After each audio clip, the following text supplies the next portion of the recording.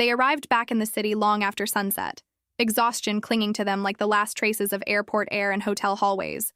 And yet, they were grinning, hand in hand. They had left as director and assistant. They returned as something entirely different.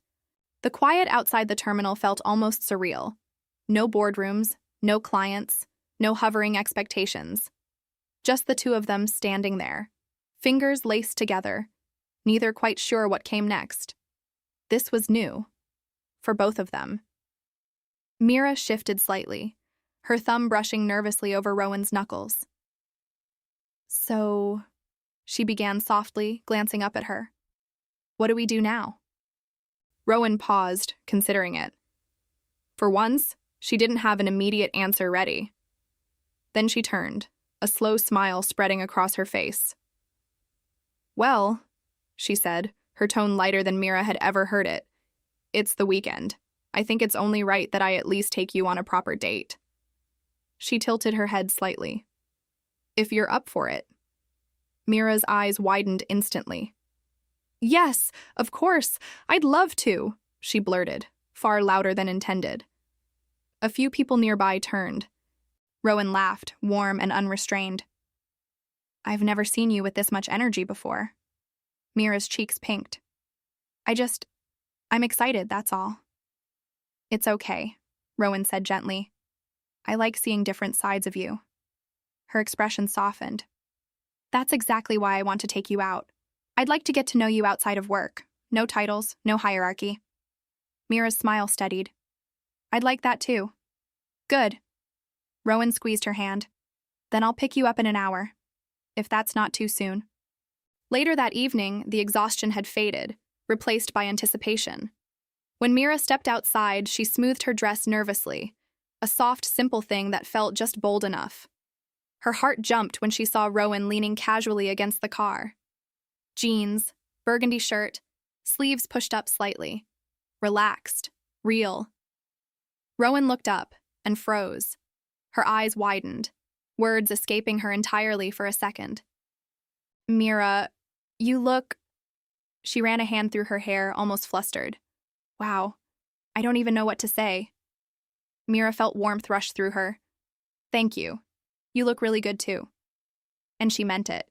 She'd never seen Rowan like this. No sharp suits, no controlled director presence. Just her. Rowan opened the passenger door for her, still stealing glances as if making sure Mira was real. As they settled into the car, Mira buckled in, heart fluttering. "I wonder where she's taking me." Rowan glanced at her once more before starting the engine, a quiet smile tugging at her lips. And just like that, off they went. They pulled up outside a small, warmly lit deli tucked between quieter storefronts. Nothing extravagant, just soft yellow lights in the windows and the faint hum of conversation drifting into the night. Rowan glanced at Mira. "What are you in the mood for?" Mira stepped inside and immediately tilted her head up toward the menu board above the counter. Her eyes widened, scanning every option like it was treasure. "So many choices," she murmured, a little too delighted for someone who had just closed a major business deal hours ago. Rowan watched her instead of the menu, the way her eyes lit up, the way she bounced slightly on her heels when she finally decided. "I'll have the honey-glazed chicken with the lemon tart," Mira said decisively, turning back with a grin. Rowan smiled. "Make that too." They placed their order, and the guy behind the counter nodded. "That'll be ready in about 5 minutes." Rowan leaned casually against the counter while they waited. "So," she said, folding her arms lightly, "you definitely have a sweet tooth." Mira laughed softly. "Yeah. It's been my weakness since I was a kid. I always went straight for dessert first if I could get away with it." Rowan's mouth curved in something playful. "That explains it." "Explains what?" Mira asked. Rowan leaned a little closer. "Why you taste like trouble wrapped in sugar." Mira blinked, then flushed. "You're very charming tonight." "Only tonight?"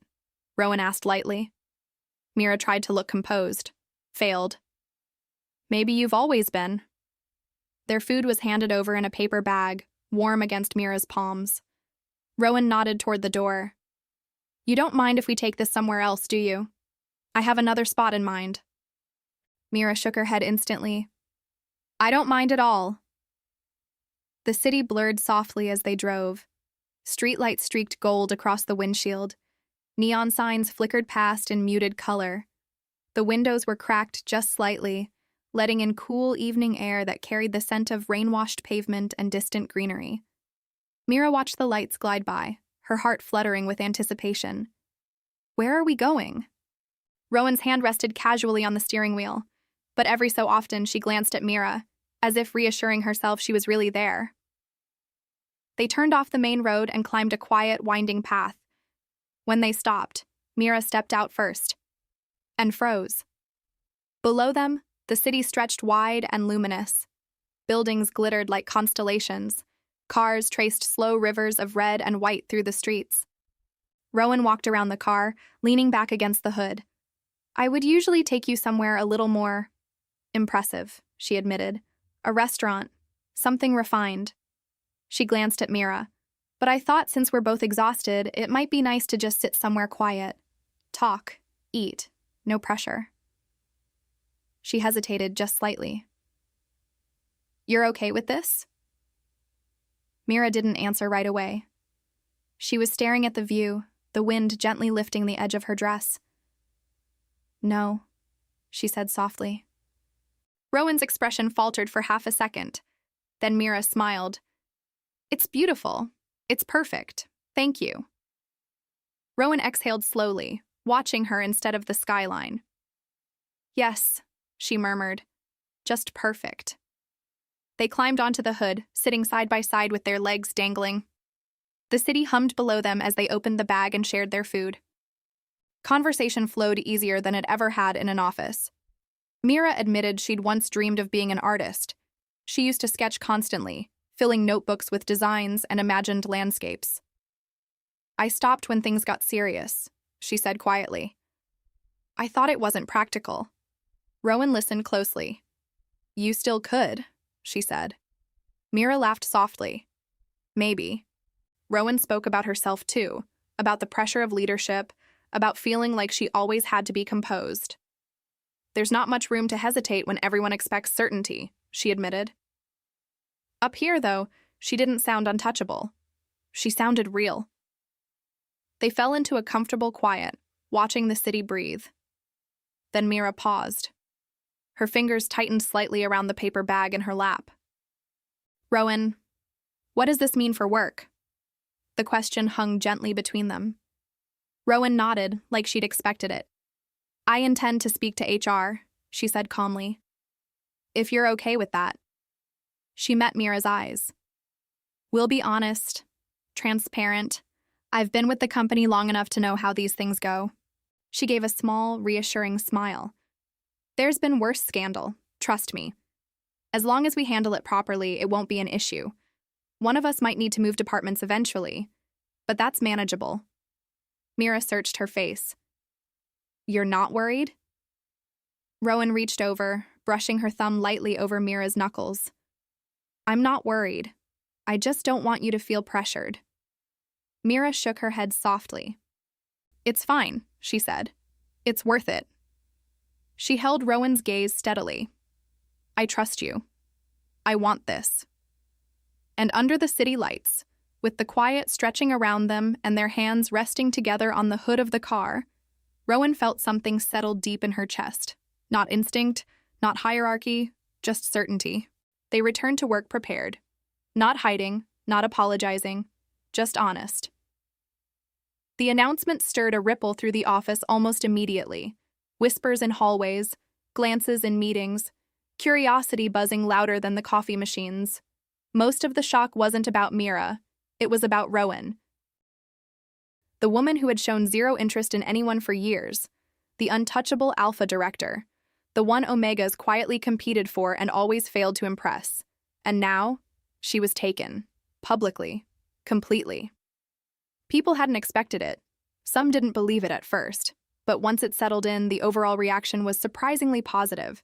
A few raised brows, a few dramatic sighs, mostly fascination. Rowan handled it the way she handled everything, calmly and decisively. When HR suggested one of them transfer departments, Mira immediately volunteered. "I can move," she said. "It makes more sense." Rowan shook her head without hesitation. "No." Mira blinked. "Rowan, you enjoy where you are," Rowan said gently but firmly. "You've built something there. I've been in my department long enough that a change might actually be good for me." Mira protested, but Rowan wouldn't bend. And in truth, she didn't want Mira sacrificing something she loved for her. So Rowan moved. Despite the mostly positive reaction, Mira still caught the occasional look, subtle, sharp, lingering a second too long. A few Omegas who had once hoped for Rowan's attention couldn't quite mask their disappointment. "Why her?" the looks seemed to ask. Mira wasn't used to attention like that. It made her shoulders tense at first. Until one afternoon her friend slid into the chair beside her desk with a knowing smile. "Let me guess," she said. "The stairs?" Mira sighed softly. "They're just jealous," her friend shrugged. "Half of them tried to get Rowan's attention for years. She never even noticed." She leaned in conspiratorially. "And now she's completely gone for you." Mira's cheeks warmed. "Don't let it get to you," her friend added. "You didn't steal anything. She chose you." That helped. And eventually, as all office drama does, the excitement faded. Conversations shifted. New gossip replaced old. Work found its rhythm again. But something had shifted. Mira no longer caught glimpses of Rowan striding past her desk in the mornings, sharp and composed, offering only the smallest professional nod as they played their roles.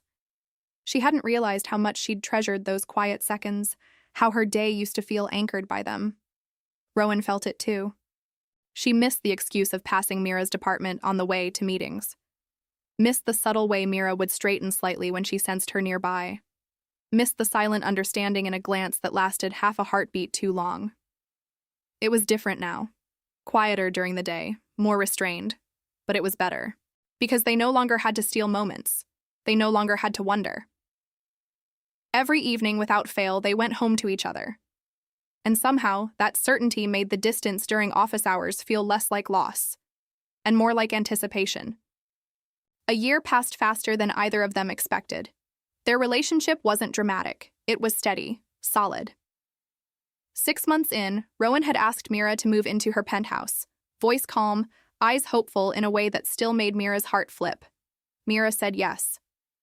Living together only deepened what they already had. Mornings with quiet coffee, evenings spent unwinding on the sofa, shared routines that felt effortless. And somewhere along the way, Mira decided to pick up her sketchbook again. At first it was tentative, then bolder. Rowan encouraged her relentlessly, clearing space in the spare room for a small studio corner, attending her first small gallery showcase with unmistakable pride, reminding her on the hard days that practicality had never been the same thing as possibility. And Rowan thrived, too. The move to a new department challenged her in ways she hadn't expected. New teams, new strategies, fresh pressure. But she rose to it. Promotions followed. Bigger projects. Quiet respect that had nothing to do with reputation and everything to do with capability. She came home some nights energized, other nights exhausted, but always proud of what she was building. They supported each other in ways that felt equal, balanced. In the end, it hadn't been instinct alone that bound them. Yes, Rowan had been drawn first by scent, the unmistakable pull of an Omega whose presence didn't overwhelm her, but steadied her.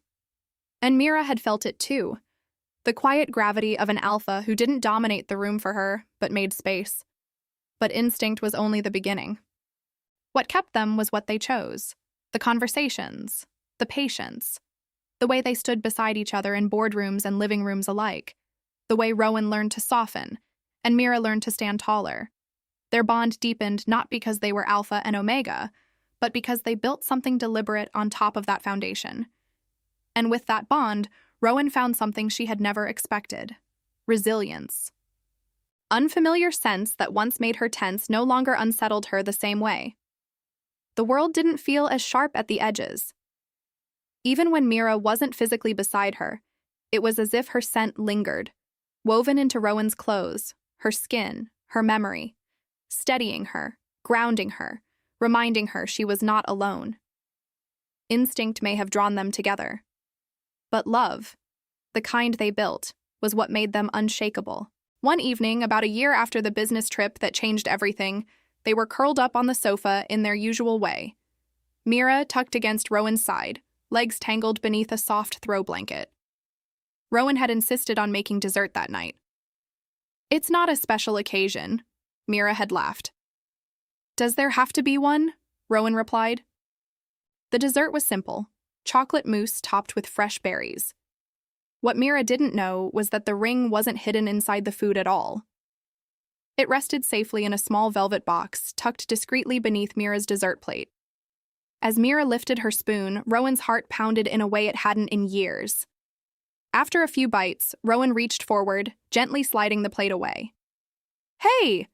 Mira began, confused. Rowan stood. Mira's eyes widened.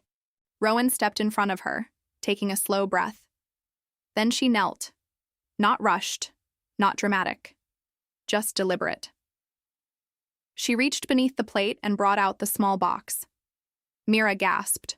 Rowan opened it, the ring catching the soft light of their living room. "I've spent my whole life being certain about business decisions," Rowan began, voice steady but warm. "But loving you is the only thing that's ever felt this natural." Mira's eyes were already shining. "You're my calm, my joy, my partner. I don't want to build a life that doesn't have you in it." Rowan's lips curved gently. "Mira Hale, will you marry me?" Mira didn't even let her finish the question properly. "Yes." She laughed through tears. "Of course, yes." Rowan slipped the ring onto her finger, and Mira pulled her up into a breathless kiss, both of them smiling too much to make it graceful. Their wedding wasn't extravagant. It didn't need to be. It was full of light, of laughter, of people who had watched their story unfold from whispers in an office hallway to something unshakable. They stood hand in hand, promising support, honesty, partnership. And when they shared their vows, there was no hierarchy, no titles, no distance. Just Rowan and Mira choosing each other again and again. Hey guys, thanks for reading. I hope you enjoyed the story. Let me know what you thought in the comments, and don't forget to like and subscribe. Your support really helps the channel out, so thank you.